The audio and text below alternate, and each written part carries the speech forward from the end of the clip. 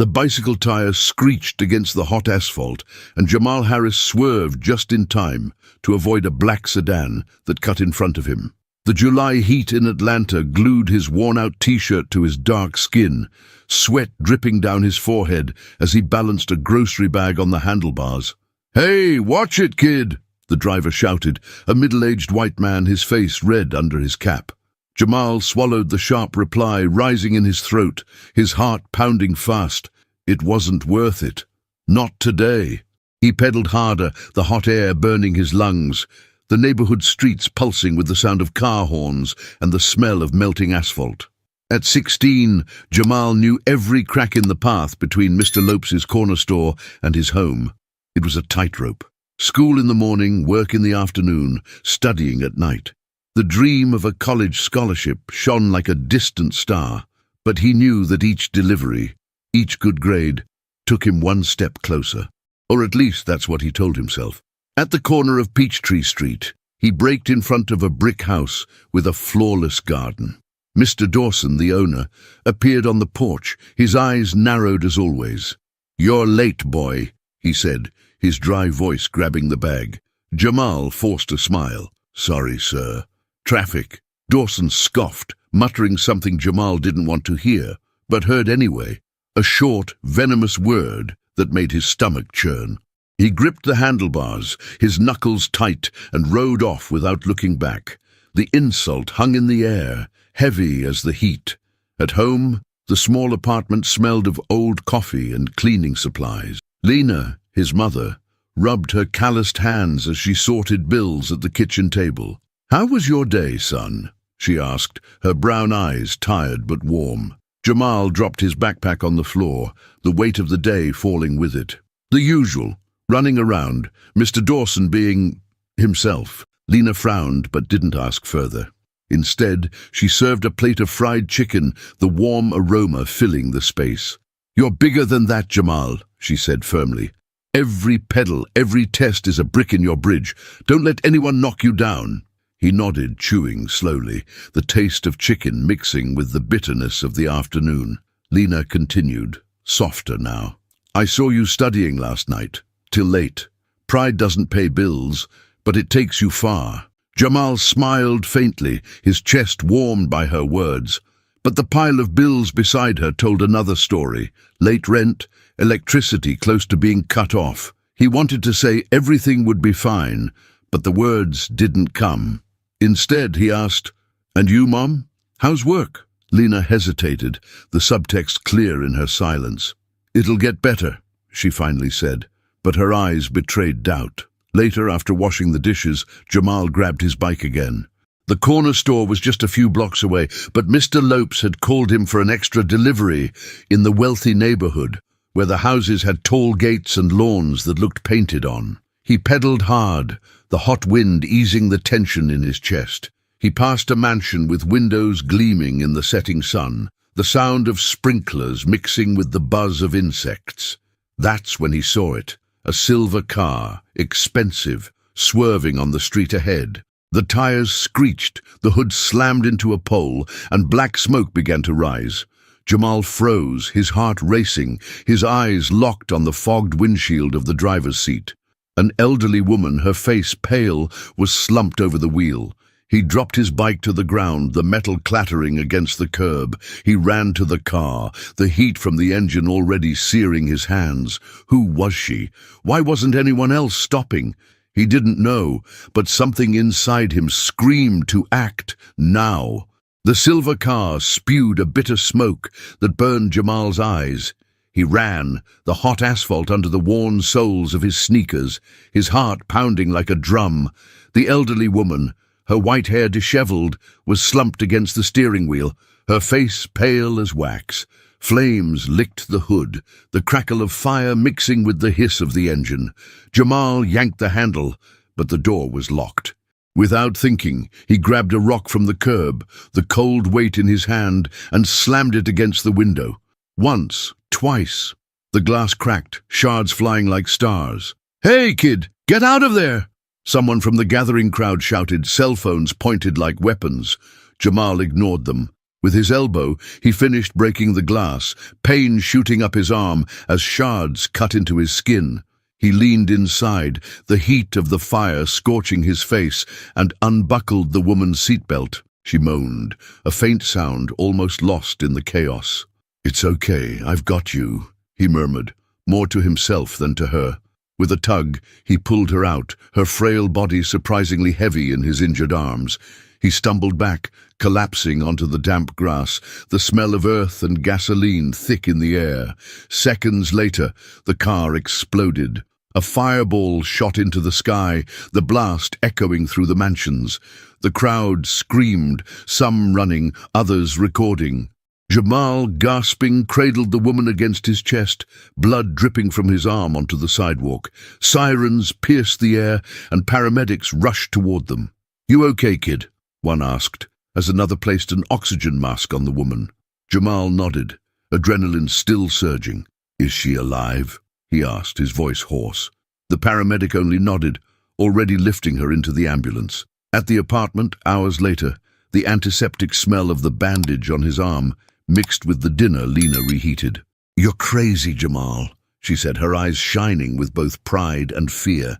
"You could have died." He shrugged, the plate of pasta untouched in front of him. "I didn't think, Mom. I just did it." Lena held his hand, her calloused fingers squeezing his. "You're a hero. My mother used to say courage is doing what's right, even when you're scared." Jamal smiled, but the weight of the day still dragged him down. At the station, the conversation was different. A police officer, his badge gleaming under the cold light, flipped through a notebook. "So, Jamal, why were you in that neighborhood? That's not your usual route to the store." His voice was calm, but the subtext cut deep. Jamal straightened in the hard chair. "It was an extra delivery. Mr. Lopes asked me." The officer raised an eyebrow. "And you didn't touch anything in the car? Purse? Jewelry?" Jamal's stomach churned, anger rising. "I saved her. I didn't steal anything." "Ugh." The officer jotted something down, the silence louder than words. On the street, the crowd wouldn't stop talking. "He broke the window, right? Who's to say he didn't take something?" A woman in high heels muttered, her phone still in hand. Another, a man in a cap, shook his head. "I saw him pull the old lady out. Kid's brave." But the negative voices were louder, spreading like smoke. At the corner store, as Jamal swept the floor, Mr. Lopes showed him his phone. "Look, you're on TV, Jamal." The local news flashed his photo, the headline calling him a teen hero. But scrolling down, a local columnist's comment appeared. "Hero or opportunist? Witnesses report suspicious behavior at Eleanor Sterling's accident." Jamal dropped the broom, his stomach tightening. His mother's praise, the officer's doubt, the crowd's stares, all spun in his head. He pedaled home under the dark sky, the cool wind easing the heat, but not the unease. Who was Eleanor Sterling? And why, even after doing the right thing, did he feel the ground trembling beneath his feet?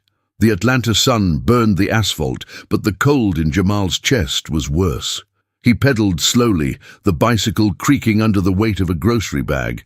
Mr. Lopes's corner store just a few blocks away. The neighborhood, once just noisy, now stared at him with suspicious eyes. On the corner, two men spoke in hushed tones, stopping when he passed. "That's him, right? The kid from the car," one murmured, his voice heavy with something Jamal didn't want to name. He gripped the handlebars, the worn leather under his fingers, and sped up. On his phone, the notifications wouldn't stop. A video of the rescue, already with thousands of views, was filled with both praise and poison. "Hero!" one comment read. Right below it, another. "Why was he in that neighborhood? I'm with Dawson, this is sketchy." Mr. Dawson's name, the narrow-eyed neighbor, had appeared in a local blog Lena showed him the night before. Witnesses report the young man tampered with the car before paramedics arrived, the post said, signed by someone calling themselves Atlanta Truth. Jamal closed the app, his stomach churning, the phones buzzing like a persistent mosquito. At school, the blow came fast. Principal Carter called Jamal into his office, the air conditioning chilling the room. "It's temporary, Jamal," he said, avoiding his eyes. "For safety, until we clear things up." Jamal stood still, his wrinkled uniform clinging to his shoulders under the weight of his backpack. "Clear up what? I saved someone's life." Carter sighed, drumming his fingers on the desk. "There are rumors. I don't want trouble here." The word rumors cut like glass. Jamal walked out without answering, the hallways buzzing with stares and whispers. Even Marcus, his math buddy, turned away in the courtyard, pretending not to see him. At home, dinner was quiet, the smell of beans filling the small apartment. Lena chopped onions, the sound of the knife against the board echoing. "Did you see the socials, Mom?" Jamal asked softly, his plate almost untouched. Lena stopped, wiping her hands on her apron. "I did, and I don't give a damn what they're saying. You did the right thing." But her eyes, red with exhaustion, betrayed her worry. "I lost 2 contracts today," she admitted hesitantly. "Mrs. Clara said clients are uncomfortable." Jamal's chest tightened. "Because of me?" Lena shook her head firmly. "No, son, because of them. But we'll figure it out. We always do." Her words weighed on him as he washed the dishes, the hot water scalding his hands. He pictured his mother's face, the deeper lines with every overdue bill. At the corner store the next day, Mr. Lopes tried to cheer him up, patting his shoulder. "You're the pride of the neighborhood, kid." But the line of customers told another story. A woman in a wide-brimmed hat pulled her purse closer when Jamal passed with the broom. "I heard he took something from the car," she whispered to another, loud enough for him to hear. "A necklace, maybe. The old lady's rich, right?" Jamal froze, the broom handle firm in his hands, his heart racing. He wanted to shout, to explain, but his voice stuck in his throat. On his lunch break, he sat on the steps behind the store, the smell of trash mixing with the humid heat. He opened his phone again, the comments now a flood. "Opportunist," one said. "Street kid chasing fame," read another. Even a classmate, Ryan, had posted a joke. "Jamal, hero or thief? Lowell." He closed his eyes, the sun burning his eyelids, the distant sound of a siren dragging him back to the day of the accident. Saving Eleanor Sterling. Had it been worth it? He didn't know anymore. The only certainty was the emptiness growing inside him, like a shadow swallowing the light. He went back to work, the store's floor shining under his broom, but the weight in his chest wouldn't lift. As he packed up at the end of his shift, he overheard 2 women in line, their voices sharp. "If he's such a hero, why isn't anyone standing by him?" one asked. The other laughed dryly. "Because no one trusts a boy like him." Jamal dropped the broom, the sound of the handle hitting the floor, echoing in the silence. What would he have to do to prove the truth? The air in the precinct smelled of cold coffee and disinfectant. Jamal sat in a plastic chair, the bandage on his arm itching under the fluorescent light. The same officer from the other day, his badge gleaming like a warning, flipped through papers. "Witnesses said you stayed by the car longer than you needed to," he said, his voice calm but sharp. "Maybe you took something, a purse, a necklace." Jamal pressed his hands together in his lap, his knuckles tight. "I pulled her out, that's all." The officer tilted his head, jotting something down. "Inconsistencies, Jamal. I'm just trying to understand." "Understand what?" Jamal wanted to scream, but silence swallowed him, heavy as the heat outside. The next morning he found his bike, his loyal companion, with a flat tire and the frame scratched by a key. The word thief was carved into the chipped paint like a stab. He stood frozen, the Atlanta sun burning his neck, the smell of hot asphalt mixing with the anger rising in his chest. Who had done it? Mr. Dawson? Someone from school? He didn't know, but every mark felt like an echo of the online comments, of the voices on the street. He pushed the bike home, the creak of the wheels keeping time with his humiliation. At the apartment door, another surprise. Red graffiti, crooked letters spelling "Get Out." Lena, seeing it, dropped the grocery bag, a can of corn rolling across the floor. "Son, don't look at that," she said, her voice shaking as she grabbed her phone to call the superintendent. Jamal helped scrub the paint, the sting of solvent burning his nose, but the stain clung stubbornly, like the city's distrust. "Why is this happening, Mom?" he asked softly as they poured water over the door. Lena stopped, her eyes shining. Because people are afraid of what they don't understand. But you're bigger than this. At school, the emptiness was worse. The hallways, once filled with laughter and playful shoves, were now a desert of averted gazes. Even his English teacher, who always praised his writing, walked past without a nod. At lunch, Jamal sat alone, the peanut butter sandwich dry in his mouth. Ryan, the classmate who had posted the joke online, laughed loudly with a group on the other side of the cafeteria, pointing in his direction. "Hero, huh?" One of them shouted, the word dripping with sarcasm. Jamal lowered his head, the buzzing voices like a swarm. That night he found relief in the dark streets. He rode his repaired bike, paid for with what little money they had, the cool wind brushing his face, the sound of tires against asphalt muffling his thoughts. The city lights glowed in the distance like broken promises. For a moment he felt free, the weight of the day dissolving into the night. But at the corner of a square, a group of teens blocked his path. "Look! It's the famous thief!" one yelled, his cap turned backward. Another threw a soda can that skimmed his shoulder, the sticky sweetness splattering his shirt. "What did you take from the old lady, huh?" Jamal braked, his heart racing. "Nothing," he answered, his voice steady, but they laughed, closing in. He pedaled hard, slipping into a side street, their laughter chasing him. At home, Lena tried to cheer him up with a plate of cornbread, the warm aroma filling the apartment. "You've been through hard things before," she said, slicing a piece. "Remember when the school denied you a spot on the basketball team? You trained until they had to see you." Jamal nodded, but the cake felt like sand in his mouth. He wanted to believe her, but the city's silence, the stares, the graffiti, the voices, was louder than any hope. The phone rang late at night, cutting through the apartment's silence. Lena answered, her face hardening as she listened. "It's the hospital," she said, covering the receiver. "Eleanor Sterling's still unconscious. They don't know when she'll wake up." Jamal felt the floor shake beneath him. Without her testimony, how could he prove the truth? He looked out the window, the city lights blinking like judging eyes, and wondered how long he could endure.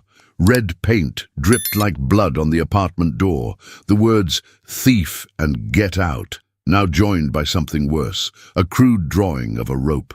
Jamal stood frozen, the Atlanta air heavy with the night heat, the smell of garbage from the street mixing with the knot in his throat. Lena had scrubbed the door that morning, but the graffiti kept coming back, crueler each day. He touched the fresh paint, his fingers trembling, and felt the weight of the whole neighborhood pressing down on him.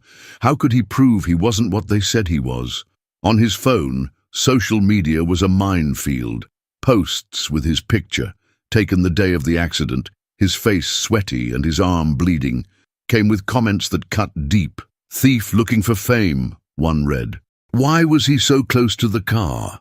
"Suspicious," said another. Even the blog Atlanta Truth published a new piece, citing anonymous sources who swore they'd seen Jamal messing with Eleanor's purse. He turned the phone off, the buzzing of notifications still echoing in his head like a swarm. At the corner store, the final blow came at lunchtime. Mr. Lopes, his face red and his voice low, called Jamal aside. "Kid, I'm sorry," he said, scratching his neck. "Customers are complaining. Say they don't feel safe with you here." Jamal blinked, the store floor seeming to sink beneath him. "But I didn't do anything," he muttered, broom still in hand. Lopes sighed. "I know, but I can't lose business. It's temporary, okay?" Temporary or not, the emptiness in Jamal's pocket was real. He walked out without looking back, the smell of cleaning products clinging to his clothes, the weight of losing his job pressing like a stone on his chest. At home, Lena tried to keep the routine, the hiss of rice cooking filling the apartment, but the pile of bills on the table grew. Rent, electricity, water, all overdue. Jamal sat down, the silence between them louder than the clinking of silverware. "I lost my job, Mom," he confessed, his voice choking. Lena froze, the spoon suspended in her hand. "What do you mean?" He told her, eyes fixed on his plate. When he finished, Lena stood, her shoulders bent, but her voice steady. "When I was your age, Jamal, I worked 3 jobs to pay for your aunt's school. They called me everything, but I never stopped. You're stronger than this." She touched his shoulder, the warmth of her hand a sharp contrast to the cold inside him. But Lena's words weren't enough. That night, Jamal took his bike and rode to an empty park, where the only sounds were the chirping of crickets and the rustle of trees. The moon glowed faintly, casting long shadows over the dry grass. He dropped the bike onto the ground, the metal cold against his fingers, and sat on a broken bench. The smell of damp earth rose from the ground, tangled with the memory of graffiti, stairs, voices. "I can't take this anymore," he whispered to no one, his eyes burning. One tear fell, then another, until he let the crying come, the sound muffled by the night. He had saved a life, but the city treated him like a villain. Had it been worth it? He stayed there, the cool wind drying his tears, until his phone buzzed in his pocket. It was Lena. "Jamal, come home," she said, her voice tense. "The hospital called. Eleanor Sterling woke up." He froze, his heart pounding. "What did she say?" he asked, his voice raw. Lena hesitated, the silence on the other end like a knife. "Nothing yet. Just that she's conscious. But son, we don't know what she's going to say." Jamal hung up, the park around him seeming darker, the air heavier. Eleanor was his only chance to prove the truth. But what if she didn't remember? Or worse, what if she believed the rumors? He looked up at the sky, the stars hidden by pollution, and felt hope slipping away like sand through his fingers. The hospital smelled of antiseptic and anxiety, the white hallway lit by cold lights that hummed softly.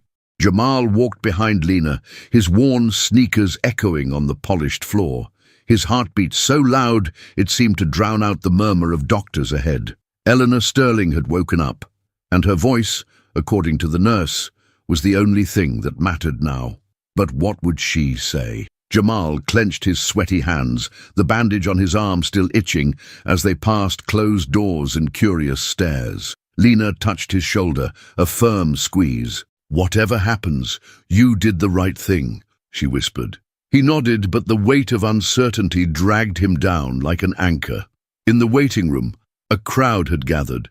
2 police officers, including the one with the shiny badge who had interrogated him, a doctor in a spotless coat, and a middle-aged woman in an expensive suit who introduced herself as Eleanor's niece.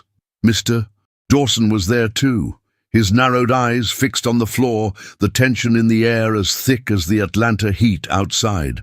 Jamal stood at the door, the bitter smell of coffee from a nearby machine mingling with his nerves. Everyone turned when the nurse pulled open the curtain to the room, revealing Eleanor, frail but upright in bed, her disheveled white hair framing eyes that burned with determination. "I want to speak," she said, her voice trembling but sharp, silencing the room. The doctor hesitated. "Mrs. Sterling, you need to rest." She raised a bony hand, the IV line swaying. "I'll rest when I'm done." Jamal's stomach twisted, air caught in his lungs. Eleanor looked around, her gaze landing on him. "You," she said, pointing with a trembling finger. "You're the boy." Everyone turned, and Jamal swallowed hard, the weight of their stares like stones. She began, each word an effort, but clear as glass. "I saw everything. The car, the heat. I fainted, but I felt him." She pointed at Jamal, her eyes shining. "He broke the glass. Cut his arm, I saw the blood. He pulled me out, even with the fire rising. I said my name, and he whispered his, Jamal." The room fell silent, the sound of the heart monitor ticking time away. "This boy risked his life for me. And you?" She looked at the officers, the niece, Mr. Dawson. "You dare call him a thief?" The officer coughed awkwardly, flipping through his notebook. "Mrs. Sterling, witnesses said..." Eleanor cut him off, her voice gaining strength. "Witnesses, you saw a black boy in a rich neighborhood and decided what you wanted to see." The subtext was a blade, and Jamal saw Mr. Dawson shrink, his face flushed. "I had no purse, no jewelry, nothing, just my life, and he gave it back to me." She looked at Jamal, her eyes softening. "Thank you." Eleanor's niece stepped forward, her voice hesitant. "Aunt, you're confused. Maybe..." Eleanor interrupted sharp. "Confused?" I know what I saw, and I know what you all did to him. She pointed to the nurse's phone, where a video of the rescue was still playing. Watch it again. Look into his eyes. That's courage, not crime. Jamal felt heat rise to his face, tears stinging, but he held them back. The doctor cleared his throat, trying to ease the tension. Mrs. Sterling is tired. Let's give her some rest. But no one moved, the weight of the truth holding them there. As they left, the officer muttered something about reviewing the reports. Mr. Dawson walked past Jamal without meeting his eyes. Silence, screaming guilt. Outside, a local reporter was already waiting, microphone in hand. Jamal, Mrs. Sterling just confirmed your story. What do you have to say? He stopped, the cool night air brushing his face, the smell of rain on the horizon. I just did what anyone would have done, he said, his voice steady though his heart still raced. Lena squeezed his hand, pride shining in her eyes. In the car, Lena's phone buzzed. It was the nurse. Mrs. Sterling wants to see Jamal, in person, tomorrow. Jamal looked out the window, the city lights blurred by speed. What could a woman like Eleanor Sterling want with him? And what did that gleam in her eyes mean? The morning sun bathed Atlanta in golden light, the fresh air carrying the smell of cut grass. Jamal pedaled a new bike, a gift from Mr. Lopes, the metal gleaming beneath his fingers. The weight he had carried for weeks, the stares, the graffiti, the accusations, seemed to dissolve with each turn of the wheels. At school, the hallway, once a desert of silence, now echoed with friendly voices. Ryan, the classmate who had mocked him online, approached during recess, his face flushed. "Sorry, Jamal. I was a jerk," he said, extending his hand. Jamal hesitated, then shook it, the warmth of reconciliation easing his chest. At the corner store, Mr. Lopes welcomed him with an awkward hug, the smell of fresh coffee filling the air. "You're back, kid, and with a raise," he announced, pointing at the broom as if it were a crown. Customers who once avoided his eyes now smiled, one even patting his shoulder. "You're the man, Jamal," said a woman, her purse no longer clutched tightly. Even Mr. Dawson showed up, cap in hand, voice low. "I was wrong. Forgive me." Jamal nodded curtly, but the knot in his stomach loosened a little, as if the city itself was slowly learning to breathe with him again. At school, Principal Carter made an announcement in the courtyard, his voice amplified through the microphone. "Jamal Harris is an example of courage. He's reinstated, with honors." Applause rang out, and Jamal felt his face burn, not from shame, but from something new, pride. Later in his office, Carter handed him a letter, a full scholarship from a local university with 2 more under review. "You deserve this, kid," he said, his tone warmer than ever. Jamal slipped the letter into his pocket, the paper feeling light but heavy with promise. The community gathered for a tribute at the park, where the smell of barbecue and the sound of laughter filled the air. Lena, in a blue dress she rarely wore, shone at his side, her eyes brimming. "You did this, son," she whispered, as neighbors came to greet him. Social media, once a battlefield, now overflowed with support. "A true hero," one post read. "Atlanta loves you, Jamal," said another. He read them, the phone warm in his hand, and felt his heart swell, as if the city was finally seeing him. The most remarkable moment came at the end of the week. Eleanor Sterling, now recovered, asked to meet him at her mansion. The garden, with fragrant roses and bubbling fountains, felt like another world. Eleanor, leaning on a cane but with bright eyes, gripped Jamal's hand with surprising strength. "You gave me a second chance," she said, her voice firm but gentle. "Now, I want to give you one." She paused, the sun catching her white hair. "My art collection needs a curator, someone with heart. You, Jamal. And I want us to build a cultural center here for young people like you. A place where dreams aren't crushed." Jamal blinked, air caught in his throat. I don't know anything about art," he stammered. Eleanor smiled, her wrinkled face glowing. "You know about courage. That's enough." Beside him, Lena wiped away a tear, her pride overflowing in silence. They talked for hours, the scent of jasmine tea filling the room, as Eleanor laid out plans that would change not only Jamal's life, but the entire neighborhood. That night, Jamal rode through the streets, his new bike cutting through the cool air. The Atlanta sky, clear after days of heat, revealed stars that seemed to twinkle just for him. The sound of tires on asphalt, the wind brushing his face, everything felt light, as if hope had finally found its way. He smiled, chest full, knowing that despite it all, life had rewarded him. And you? What did you think of Jamal's journey? What would you do when faced with an injustice like the one he endured? How can courage change a community? Share your thoughts in the comments. We want to hear from you. If this story touched you, click the like button and subscribe to the channel for more inspiring stories. Don't miss the playlist.